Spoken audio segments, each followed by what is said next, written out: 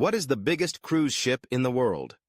As of February 2025, the Icon of the Seas holds the title of the world's largest cruise ship. Operated by Royal Caribbean International, this engineering marvel boasts a gross tonnage of approximately 250,000 tons and measures 365 meters in length. Designed to redefine the cruising experience, the Icon of the Seas offers a plethora of amenities and attractions for its guests. In the summer of 2025, Royal Caribbean is set to introduce another colossal vessel, the Star of the Seas.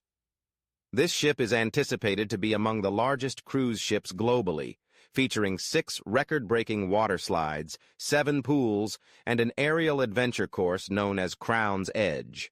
Accommodating up to 8,000 passengers, the Star of the Seas promises a theme park at sea experience, with diverse dining options, luxurious accommodations, and a wide array of entertainment venues.